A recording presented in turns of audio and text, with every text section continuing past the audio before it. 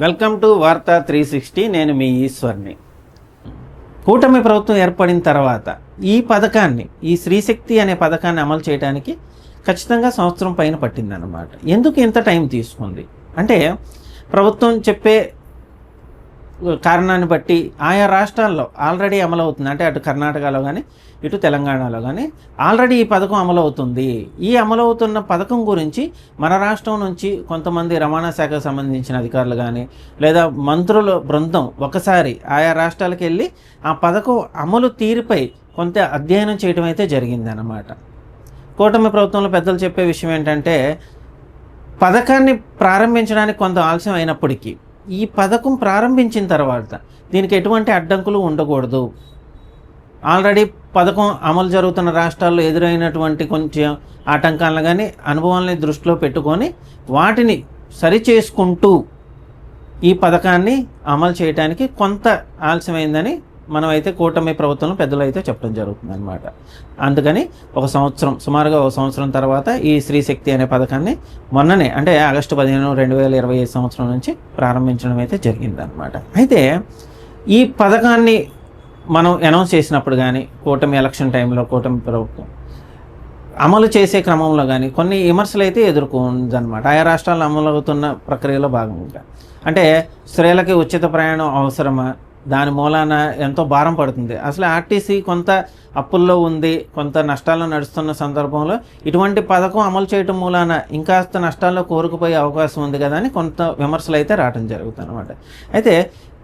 అయితే కొన్ని విషయాలు మనం ఖచ్చితంగా తెలుసుకోవాలి. అదేంటంటే, ఈ పథకం అమలు చేయటం మూలాన ఏ వర్గాలకి ఎక్కువగా ఉపయోగం కలుగుతుంది అన్నమాట. అంటే విమర్శకులు విమర్శిస్తున్న దాన్ని బట్టి నష్టం జరుగుతుందా, లేదా ఏ వర్గం కోసం అయితే ముఖ్యంగా అట్టడుగు స్థాయిలో పేదరికంలో ఉన్న స్త్రీల కోసం ఏదైతే ఈ పథకం ప్రారంభించామో ఆ పథకం మూలాన వాళ్ళకి ఎటువంటి ఉపయోగం కలుగుతుందో కూడా మనం గ్రహించాల్సిన విషయం ఉందన్నమాట. ముఖ్యంగా చూసుకుంటే 5 రకాల బస్సుల్లో ఈ స్త్రీశక్తి పథకం ద్వారా స్త్రీలు ఉచితంగా ప్రయాణించవచ్చు అనమాట. అది పల్లె వెలుగు, అల్ట్రా పల్లె వెలుగు, అట్లాగే మనకి సిటీ ఆర్డినరీతో పాటు మెట్రో ఎక్స్ప్రెస్ బస్సుల్లో మనకి అంటే ఆంధ్ర రాష్ట్రానికి చెందినటువంటి స్త్రీలు ఉచితంగా ప్రయాణం చేయవచ్చు. ఈ పథకాన్ని అనౌన్స్ చేసే కొన్ని రోజుల ముందు వరకు జిల్లా పరిధి వరకు లేదా ఆయా ఆధార్ కార్డు ఉన్నటువంటి జిల్లాల్లోనే ఉచితంగా ప్రయాణించాల్సి ఉంటుంది అని కొంతమంది అన్నారనమాట. అలాగే కొన్ని రకాల సర్వీసుల్లో ఉచిత ప్రయాణం ఉండదని కూడా అన్నారనమాట. కాకపోతే వాటినన్నిటినీ ప్రభుత్వం పక్కకు తోసి రాష్ట్ర వ్యాప్తంగా ఎక్కడైనా ఈ 5 రకాల బస్సుల్లో ఉచితంగా ప్రయాణం చేయవచ్చు. కేవలం మీ జిల్లాల పరిధిలో కాకుండా రాష్ట్రంలో ఎక్కడికైనా ఏదైతే ఈ పల్లె వెలుగు, అల్ట్రా పల్లె వెలుగు కానీ మనకి సిటీ ఆర్డినరీ కానీ లేదా మెట్రో ఎక్స్ప్రెస్ బస్సులు ఎంత దూరం అయితే వెళ్తాయో అంత దూరం కూడా స్త్రీలు ఆయా బస్సుల్లో ఉచితంగా ప్రయాణం చేయొచ్చు.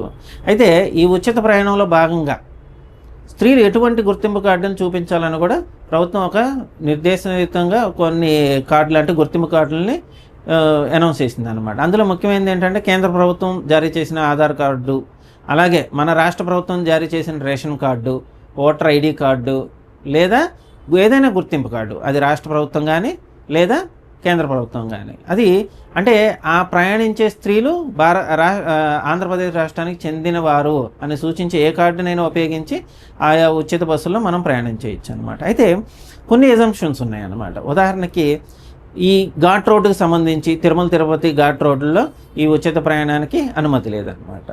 ఆ తర్వాత అంటే కొన్ని దేవాలయాలు ప్రభుత్వం సూచించినప్పటికీ ఇప్పటికి ప్రస్తుతానికైతే కేవలం తిరుపతి నుంచి తిరుమలకి ప్రయాణించే ఘాట్ రోడ్లలో ఉచిత బస్సు ప్రయాణం అయితే ప్రస్తుతానికి లేదు.